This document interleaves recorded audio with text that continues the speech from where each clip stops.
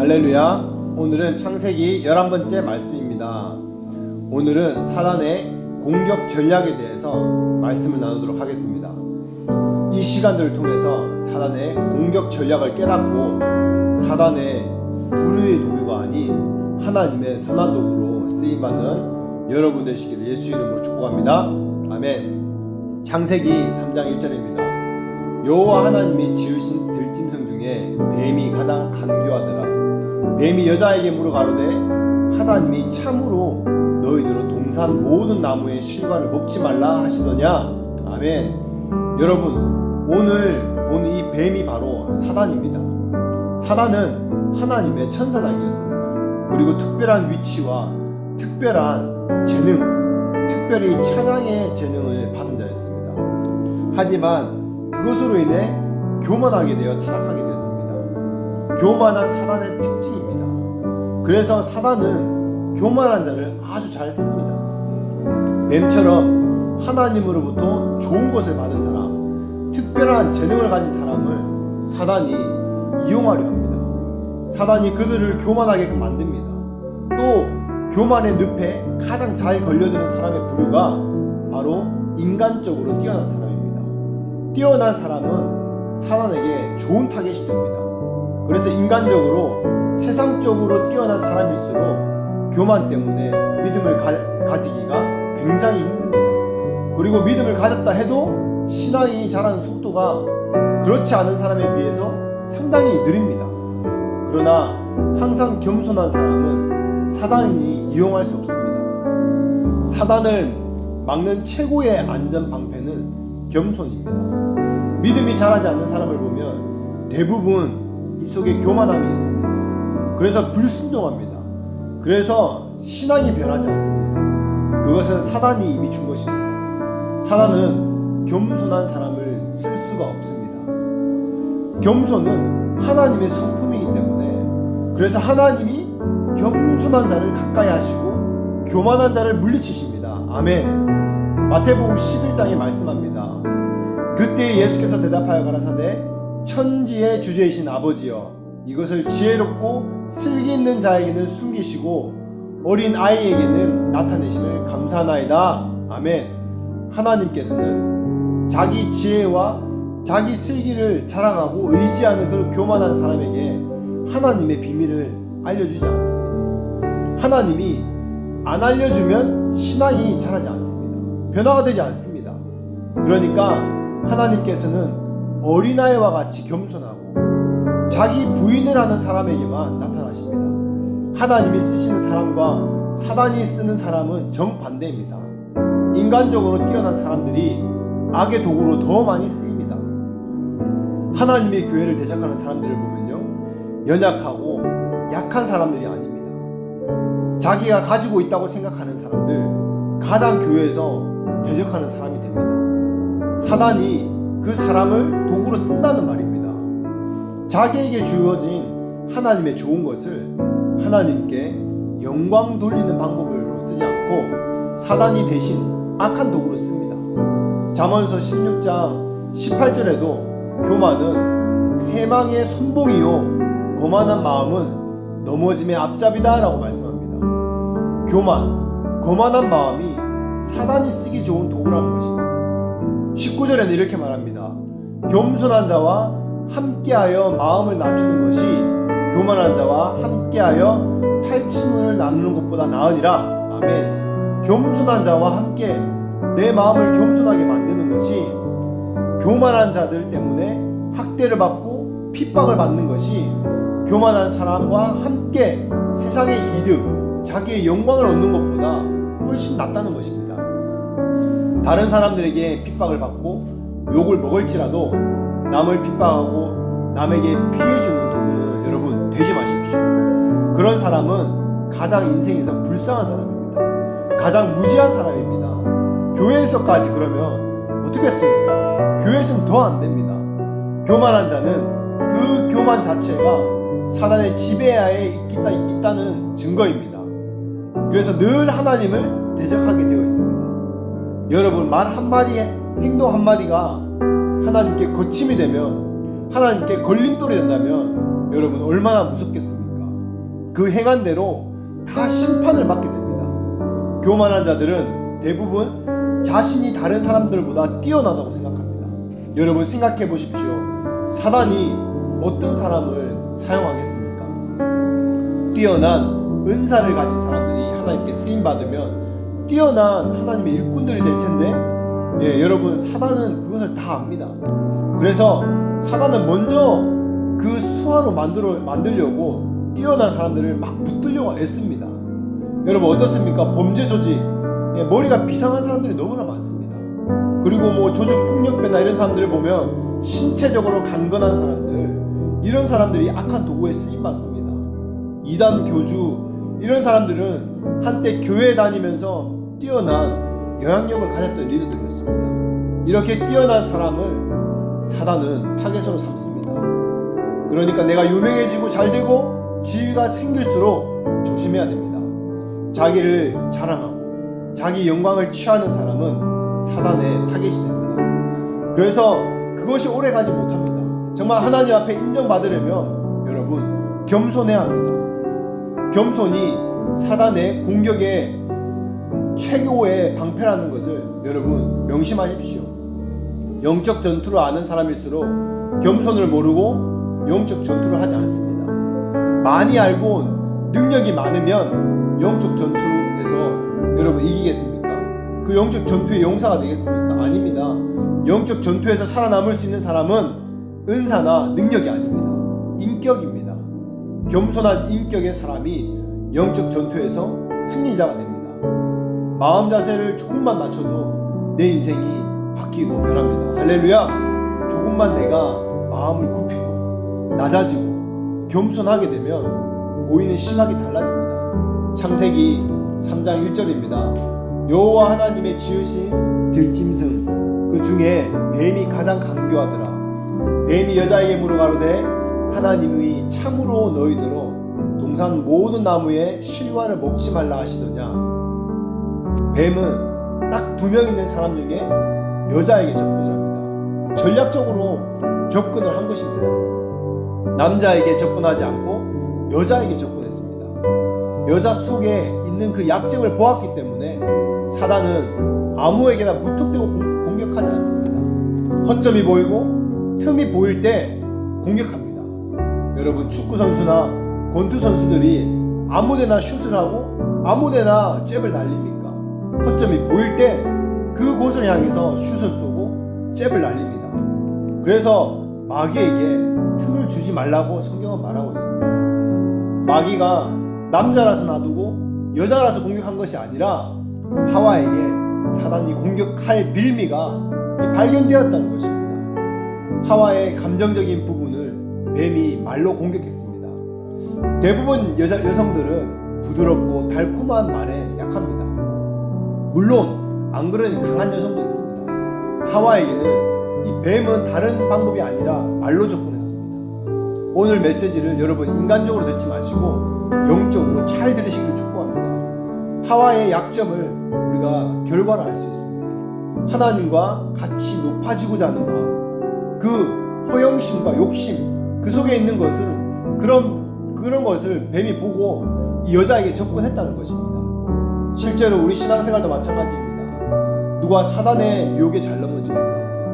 하나님에 대해서 불만이 있는 사람, 마음에 상처가 아직 치유되지 않은 사람, 하나님의 주권을 인정하지 않는 사람, 이런 사람은 신앙에 굴곡이 심할 뿐더러 사단의 공격 대상이 되고 사단의 밥이 됩니다. 상처 많은 사람들은 정말 많이 시험에 듭니다. 자기 시험에 드는 것 그것을 감당하느라 신앙생활을 할 여유가 없습니다. 사단은 정확하게 합니다. 이런 사람은 자기 상처받았느니 힘들었느니 이런 이야기할 때에 남이 잘못했다고 그 전제를 깔고 얘기하는 것입니다.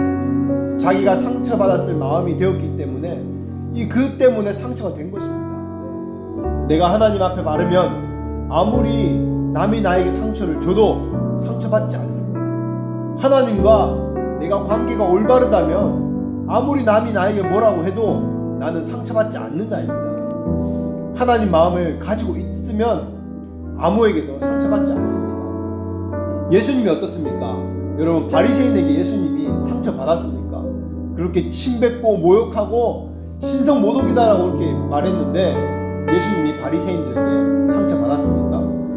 내가 상처를 받았다면 내 자신이 하나님과의 관계가 삐뚤어져 있기 때문입니다. 상처를 그래서 받은 것입니다. 상처를 여러분 자랑처럼 여기지 마십시오. 동정받으려고 남들에게 그렇게 이야기하면 안 됩니다. 오히려 그것을 가지고 하나님 앞에 회개해야 되는 것입니다. 자랑과 위로거리가 아닙니다. 그들을 달래주는 것으로 상처를 해결해 주는 것으로 해결되는 것이 아닙니다. 그런데 요즘 너무 상처 치유 하다 보니까 인간적으로 그 상처 치유하려고 합니다. 하나님 입장에서 접근해야 됩니다. 상처는 근본적으로 치유가 되는 것입니다. 쉽게 상처받는 사람이 왜 사단에 쓰임 받습니까? 이 사람은 상처 때문에 그런 것이 아니고 여전히 하나님과 관계를 회복하지 않은 것 때문에 사단에게 이용당하는 것입니다. 물론 우리가 크게 보면 상처를 받을 수도 있습니다. 그러나 상처받는 일이 있어도 상처를 하나님과의 바른 관계 속으로 돌아간다면 상처는 금방 회복됩니다. 그런데 그 상처를 오래도록 가지고 있으면 그건 죄가 됩니다. 하나님과의 관계 속을 회복하지 않고 있는 그 사람의 죄입니다. 그러면 사단이 그 틈을 통해서 들어가게 되어 있습니다. 우리가 큰 집회에 가거나 수련회에 가면은 어떻게 시간을 가집니까? 용서하는 시간들을 가집니다. 왜 그렇습니까? 이거는 하나의 세레모니가 아닙니다. 예수님이 말씀하셨습니다. 마태복음 5장에 너희가 예물을 드리러 들어가기 전에 먼저 하나님 앞에서 양심에 걸리는 사람이 생각나거든, 사과해야 할 사람이 생각나거든 그들과 화해를 먼저 하라고 말씀합니다. 왜 그렇습니까? 화해하지 않으면, 회개하지 않으면 예배 드리다가 말씀을 듣다가 오히려 시험에 듭니다. 설교를 듣다가 시험에 듭니다. 왜 그렇습니까? 하나님 앞에 상처를 풀지 않는 그 마음을 타고 사단이 틈을 탑니다. 하나님은 상처 주지 않습니다. 하나님은 시험 받지 않습니다. 그런데 가장 애석한 사람은 하나님의 말씀을 들으면서 실족하는 사람입니다. 하나님께서는 그 말씀을 통해서 회복을 주시고 능력을 주시고 치유를 주십니다. 그런데 왜 하나님의 말씀을 들으면서 실족하십니까? 상처를 받습니까? 바리새인들이 여러분 그랬습니다. 예수님의 말을 들으면서 바리새인들은 실족하고 넘어지고 상처받았습니다. 여러분, 예수님의 말로 실족하지 않는 여러분들이 되시길 바랍니다. 실족하지 않는 자는 복이 있다라고 성경이 말씀하고 있습니다. 그리고 사단의 공격 전략은 가까운 동력자를 이용해서 공격합니다. 하와를 넘어뜨리는 것이 목적이었다면 그러면 그냥 하와만 선악과를 따먹게 하고 나면 끝나는 일이었습니다. 그러나 사단의 목적은 하와가 아니었습니다. 가정의 주권자, 가정의 머리가 된 하나님의 대리자인 아담, 그것이 사단의 목적이었습니다. 그래서 아담을 돕는 배필로 지은 여자에게 접근했습니다. 왜냐하면 아담을 넘어뜨리게 할 수 있는 가장 좋은 도구가 아담의 동력자 하와였기 때문입니다. 이것은 부부간에도 마찬가지고 교회 안에서도 이 동력의 사역에서도 마찬가지입니다.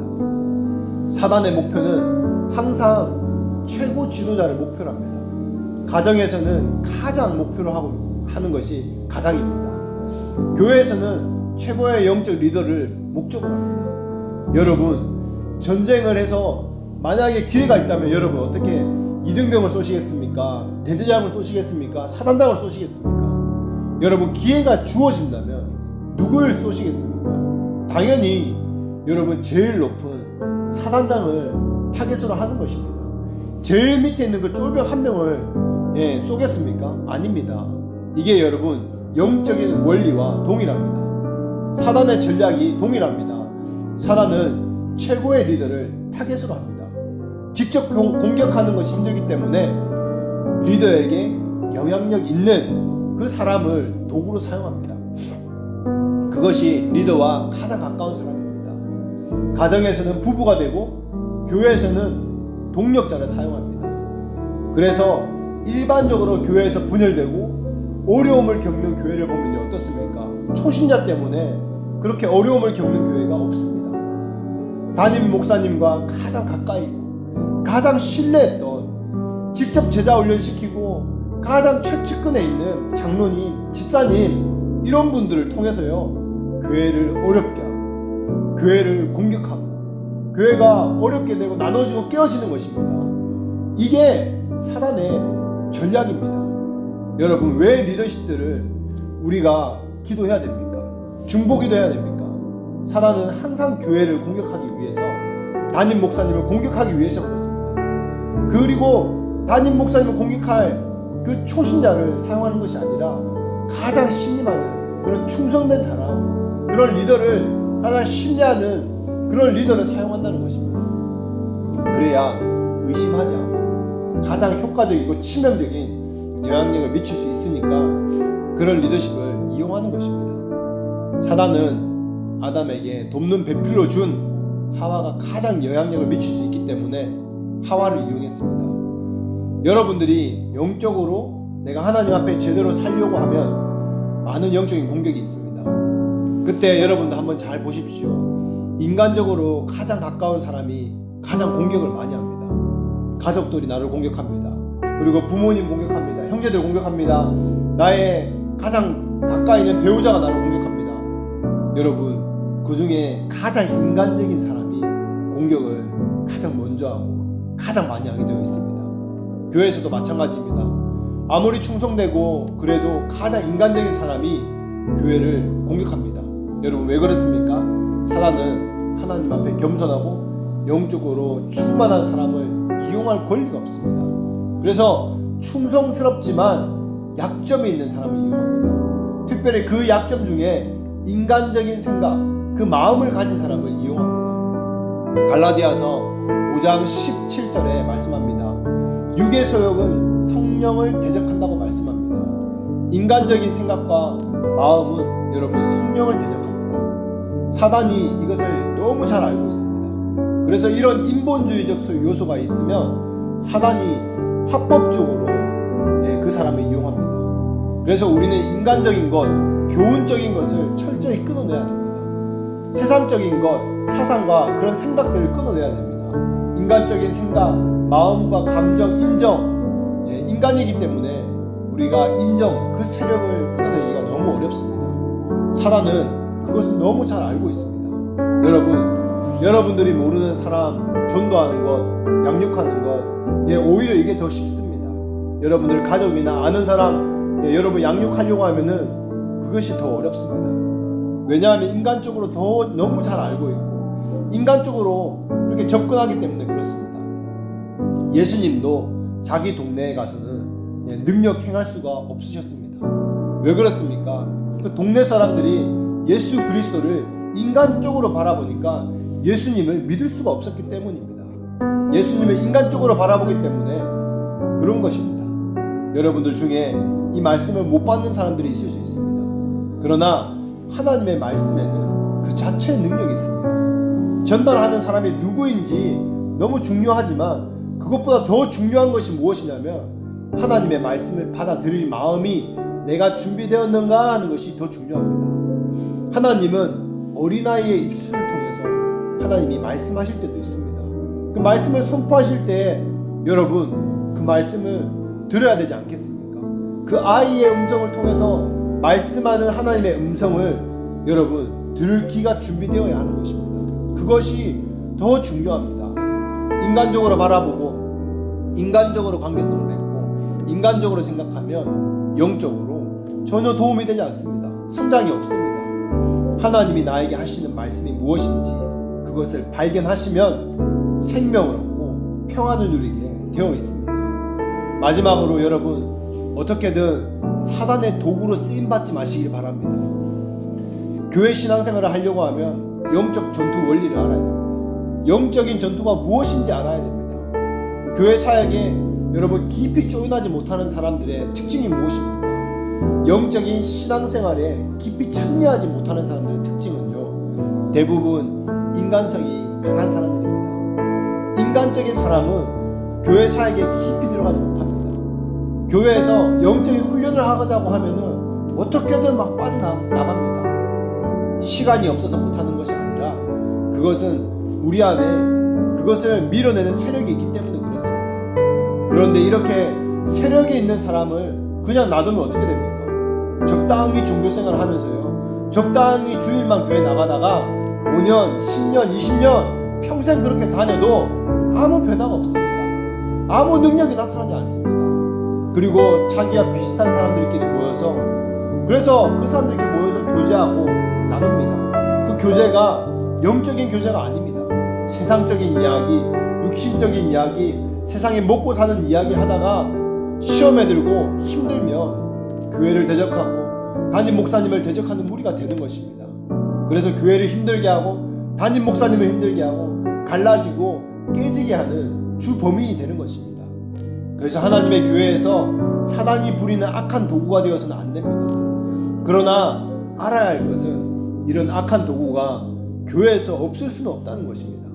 그러니까 예수님의 12제자가 있었지만 그 중에 한 명, 가룟 유다와 같은 사람이 반드시 있다는 것입니다. 그러면 여러분들이 이렇게 생각할 수 있습니다. 가룟 유다도 하나님께 쓰임받기 위해서 뽑혀서 사용받은 거 아닌가? 예수님께 사용받은 거 아닌가? 이렇게 생각할 수도 있지만, 여러분, 그렇게 쓰임받고 싶습니까? 하나님의 도구로 다 쓰임받았는데, 멋있는 하나님의 선한 도구로 쓰임받았는데, 가룟 유다처럼 악한 도구로 여러분 쓰임받기 원하십니까? 절대 그러면 안 됩니다. 11제자는 다 똑같이 예수님의 제자였습니다. 선한 도구로 쓰임받았습니다. 그러나 가룟 유다는 악한 도구로 쓰임받았습니다. 그러나 누군가는 이 교회에서 그 교회를 거치게 하는, 담임 목사님을 거치게 하는, 리더들을 거치게 하는 그런 일들을 주님께서는 허락하십니다. 그런 사람은 잠언서 16장 4절에 이렇게 말합니다. 악한 날에 쓰이기 위해서 하나님이 지으셨다라고 말씀합니다. 누군가는 가룟 유다 역할을 해야 합니다. 누군가는 교회에 거치는 역할을 하게 되어 있습니다. 그러나 중요한 것은 내가 그 악한 도구가 되지 않도록 여러분 기도하시고 깨어 있어야 됩니다. 그러나 내가 그 도구가 되지 않도록 준비해야 됩니다. 신앙생활 하는데 왜 교회에 거치는 자가 되어야 됩니까? 왜 항상 영적 지도자의 마음을 상하게 하는 도구로 쓰임받아야 됩니까? 여러분, 성경은 기름 부음 받은 자, 절대로 마음을 상하게 하지 말라고 말합니다. 이런 자는 자기에게 유익이 없습니다. 하나님이 권세를 준 그 기름 부음 받은 자, 영적 지도자를 공격하는 것은 여러분 100% 사단이 사용하는 것입니다. 그래서 그런 사람에게는 화가 있습니다. 이런 영적인 원리를 여러분 아시기 바랍니다. 인간적으로는 나도 존중받아야 되고 너도 존중받아야 되고 이러면 안 됩니다. 선한 도구가 되기 위해서는요, 우리는 성경 공부도 해야 되고 영적인 원리도 알아야 합니다.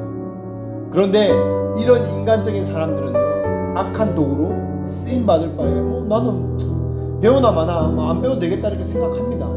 말씀을 듣지도 않습니다. 그런데 하나님의 말씀을 듣고도 행하지 않으면 죄가 됩니다. 예수님 말씀에도 바리새인에게도 말을 듣지 않으면 죄가 없었을 거라고 너희들 말합니다. 그러나 듣지 않고 행하지 않는 것은 죄가 있다라고 말씀합니다. 여러분, 우리는 영적 전쟁 한가운데 있습니다. 치열한 영적 전쟁 가운데 우리는 살고 있습니다. 왜냐하면 우리에게 주어진 하나님의 사명의 뜻이 너무나도 크고 중요하기 때문입니다. 그래서 사단 마귀는 스스로를 드러내서 싸우지 않고 우리 믿음의 사람을 서로가 서로의 적인 것처럼 오해하게 만들고 속이게 만들고 분열하게 만들어서 이 전쟁에서 지도록 만들어버립니다. 하지만 오늘 이 사단의 공격 전략을 우리는 배웠습니다. 교만 뒤에 숨어있는 우리를 무너뜨리는 사단의 공격 전략을 배웠습니다. 그러므로 우리는 겸손의 옷을 입어야 합니다. 사람 앞에 겸손으로 서는 것이 아니라 하나님 앞에 겸손으로 서는 것입니다. 이 시간 우리가 잠깐 기도하십시다.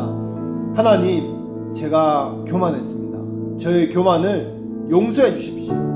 제가 내 마음을 이 시간 주님 앞에 내려놓습니다.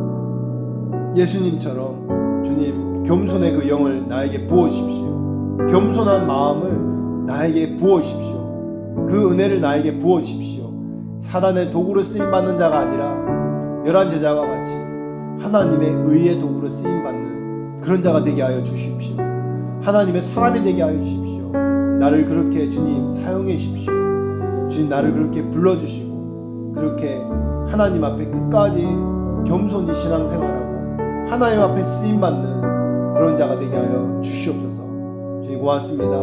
지금 찬양합니다. 예수님 이름으로 기도합니다. 아멘.